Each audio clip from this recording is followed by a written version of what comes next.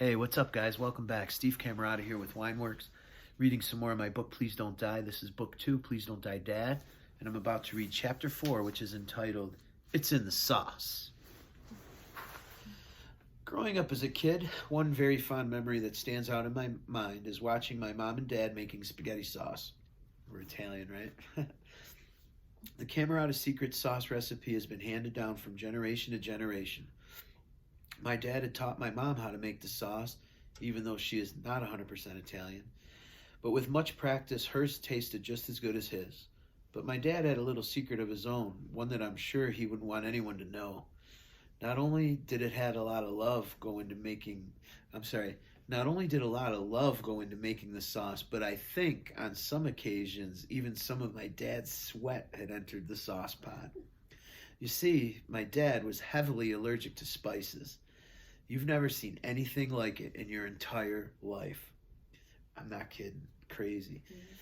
Just the simple act of opening a jar of oregano and my dad would be dripping with sweat as if he had just ran the Boston Marathon and decided to run back to the starting line. So yes, when I say it's in the sauce, I'm referring to Dad's sweat. It was probably in the sauce.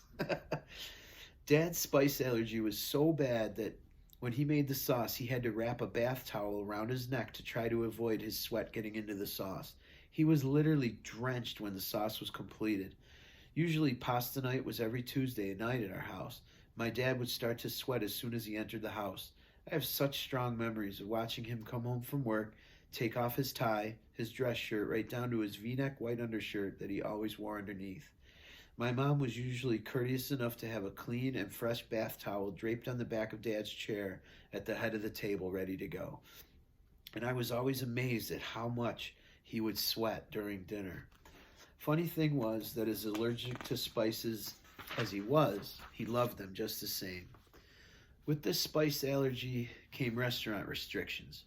As a family, we learned through trial and error which restaurants Dad could and could not even enter without immediately starting to sweat. The only restaurant that we went into, despite the fact that we knew Dad would be sweating like crazy, was my Uncle Sandy and Aunt Jenny's restaurant called Cammarata's Restaurant.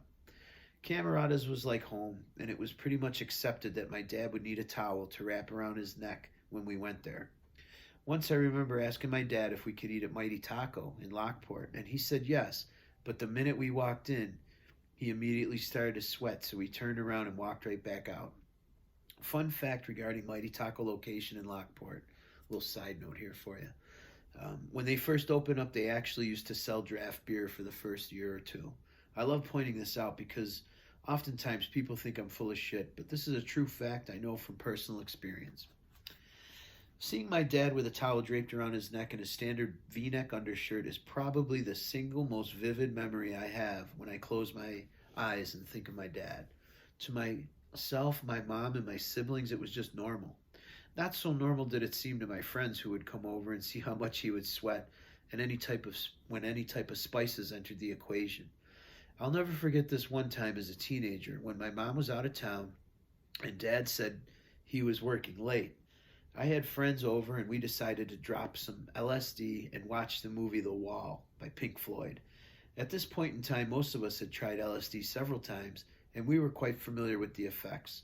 On this day, however, we had a friend with us who had never tried it before, and he was hesitant and nervous. But we talked him into taking it anyway, but that turned out to be a huge mistake. Not to mention, I forgot it was sauce night. Dad was going to come home from work and make the sauce, and he was going to can it, and he was going to freeze it. The way I had planned it, the timing should have worked out perfectly, and we would have all had peaked while Dad was still at work. And by the time he came home, we would be more in control, and he would never know that we were tripping. Well, who knew Dad would actually leave work early that day and get a head start on the sauce? Not me, not us. We were all pretty startled when he strolled through the door. My friend Charlie, who was the LSD first-timer, started instantly acting super weird and began to get himself all worked up as he was on the verge of having a bad trip. I rerouted the group nonchalantly to the basement where we could hopefully talk Charlie down and get him to settle before my dad realized how messed up we all were. Just when we had things under control, I remember thinking, where the heck did Charlie go? As it turned out, he had ran upstairs, and when we were not paying attention, he had told my dad that he had to go to the emergency room. And when my dad asked Charlie why, Charlie informed him through his bulging and intensely dilated pupils that your son Steven gave me a drug called LSD and I'm freaking out. They're all on it, he boldly told my father. Steven, get up here now, I heard my father roar. My heart started pounding as I slowly climbed the basement steps to the kitchen, where I could see my dad draped in the familiar, sweaty towel, standing at the sauce pot, and my friend Charlie sitting in a chair by his side with his hands over his eyes, rocking back and forth like a lunatic in an insane asylum. This was going to take some major finesse on my part to straighten out this situation. I decided to go with the honesty is the best policy approach that my father himself had been teaching me my entire life. I told him the truth. I told him the entire truth from start to finish. And I ended with, Dad, you can either accept what I'm telling you and be the cool dad and punish me tomorrow, or 8 hours from now, once the acid wears off, you can single-handedly be responsible for giving us all a bad trip, possibly scaring some of us for life and giving us serious psychological damage. Thankfully, Dad took my advice and went down the cool dad road, first helping me talk Charlie down and assuring him that everything would be okay. All the kids came upstairs from the basement, and we all encouraged Charlie that what he was feeling was a normal reaction to taking LSD for the first time, and just to try to relax and go with it. My dad had